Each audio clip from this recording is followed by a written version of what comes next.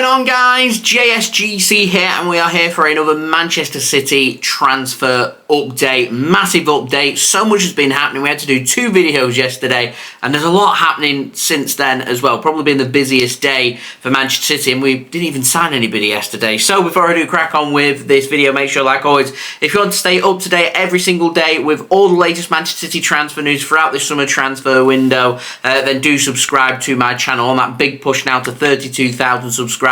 Can we hit that before transfer deadline day? That is the big question. We're on that push, less than 700 subs away, so any help towards that would be much appreciated. Social media links, they're in the description below and sliding across at the bottom of the screen if you want to go and follow me on my Twitter and Instagram. Email also in the description too if you want to hit me up for any sponsorships for any videos or any general business inquiries. Do leave a thumbs up. 400 likes is the aim, and do let me know your thoughts in the comments below. So we're just going to jump right in because we've got a lot to get on with. We're going to start off with the contract news. We've got the very latest on Bernardo Silva. Now, he has signed his new Manchester City contract, official, announced yesterday evening. He signs a 1-year extension to his current deal. So his deal now will expire in 2026 rather than 2025. That's in June 2026. So we're guaranteed here to get 3 years of Bernardo Silva, which to me is great news.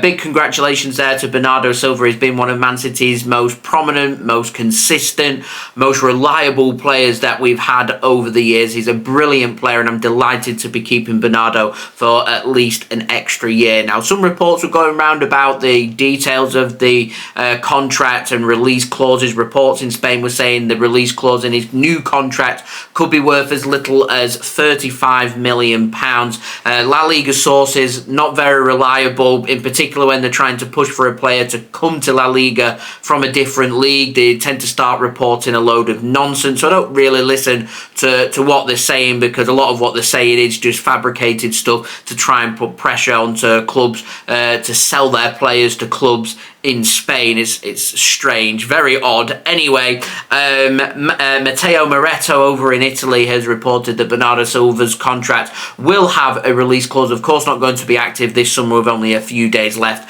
of the transfer window. It means it's going to be going into next summer instead, when Bernardo Silva next summer will be turning 30 and having 2 years left on his deal. His release clause apparently set at £50 million, which, to be honest, I thought Man City might want to have set it a little bit higher. I mean, City have been valuing Bernardo, 29 years old, at around 70 to 100 million pounds. So in a year's time, a year older, you're not going to be able to get as much from Bernardo Silva, of course, when you're going year on year. I'd have thought Man City would have maybe brought that down £5-10 million and set the release clause probably at the bare minimum of £60 million. But £50 million is what it's been set as, and people thinking that Barcelona may want to strike and pay £50 million. They've not got £50 million, so and that's not going to change by next summer. So I'm pretty relaxed about the situation, if I'm honest. And Man City may just want to review this and have Bernardo Silva sign a 1-year rolling deal, year on year, depending on what he wants to do. So obviously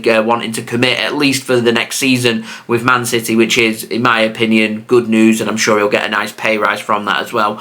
So fully deserved from Bernardo Silva. Kyle Walker, I presume, going to be next. Now, moving on to the outs, Maximo Perrone official. He's signed for UD Las Palmas in Spain on loan for the season. Wishing Maximo the very best of luck on his move to La Liga. I hope he goes and smashes it over there, and I hope he gets a lot of minutes and starts with them, and we can really have a good assessment of what level he's at in European football and assess the situation again in terms of the Manchester City first team squad from next season. Now, moving on, we've got the latest on Cancelo, and Sport was saying that Joao Cancelo has travelled to Barcelona, or is travelling to Barcelona today, ready to complete his move to Barcelona on loan. But Matteo Moretto has said that Cancelo, he isn't going to start his medical until at the very earliest Friday. Potentially, if that doesn't happen, it could happen over the weekend or early next week. Paperwork still needs to be sorted. As far as I'm aware, Barcelona have been struggling to register players as well, so there's further complications on this too.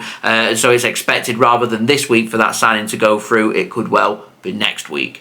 anyway, speaking of signings that could be happening very soon, takes us on to Aymeric Laporte, and he's completed his medical in Dubai with Al-Nassr. He's travelling to Riyadh over in Saudi Arabia, ready to sign his contract and be unveiled as their new player.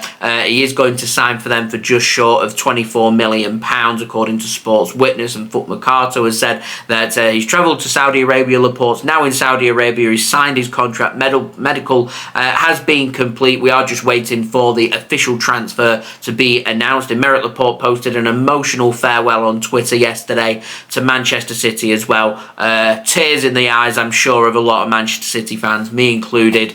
So thank you very much to Aymeric, and when that transfer is confirmed, of course, I'll have a little bit more to say on that deal, and of course a formal goodbye to Aymeric Laporte. But yeah, coming to an end. Emotional. Anyway, moving on to the final transfer of the outs, takes us on to a very quick update on Kalvin Phillips. Jack Gohan's been speaking about him and says it's the same stance from Man City on Kalvin Phillips since the beginning of this summer. Kalvin Phillips feels like he's still got something to offer to Manchester City. He wants to stay at Manchester City. He doesn't want to leave because he feels like he's been a failure if he does leave. So he wants to stay and he wants to fight for his place at Manchester City, and that is the stance on Kalvin Phillips as it stands right now. Now, moving on to the ins, new signing for the City football groups comes in the form of an update on Leon Lalic over at RB Salzburg. He's signed for the City football group club. Lommel, who are a part of the CFG, are signing for the CFG as well. Fabrizio Romano has confirmed that signing for them. So Leon Lalic, a player to keep an eye out for over at Lommel over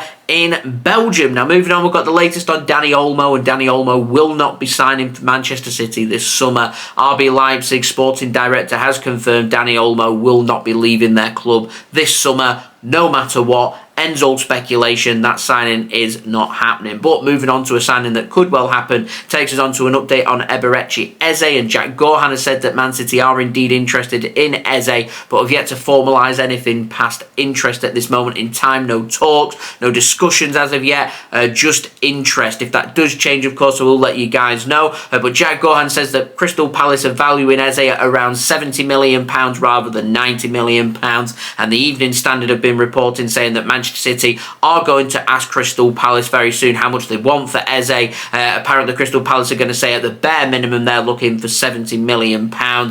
So Man City weighing up their options. Is it more we want to make a move for Matheus Nunes, or do we want to make a move for Eberechi Eze instead, as they're both looking roughly at around the same price? I presume Man City, if they're going to get ripped off by one, may look at the other. I have heard rumours of a potential signing of Nunes and Eze. Again, I'm sceptical on that. But if that does change, of course, I will let you guys know. Now, moving on to a big update on Matheus Nunes. I had to do a video on this yesterday, so I'll just very quickly recap what's been put out there and any new information. I've got a lot to get through here, so I'm going to try and get through this ASAP. So, a new name for the summer window, Matheus Nunes. Links came in yesterday from David Ornstein saying Man City were having a look at the Wolves central midfielder. David Ornstein said that Wolves wouldn't be happy to sell so late in the window, but would welcome the funds so they could add some players to their squad. He's a 24-year-old central midfielder. Man City wanting to sign him to improve their depth. Now, TalkSport have said that it's going to take an offer in excess of £60 million for them to even think about selling Nunes this late in the window. Sky Sports have also said that it's going to take a big offer to tempt Wolves to sell. Fabrizio Romano has said currently Nunes is on a higher list for Manchester City than what Eberechi Eze is. So Nunes is the player Man City are showing the most interest in when it comes to our potential alternatives to Lucas Paqueta.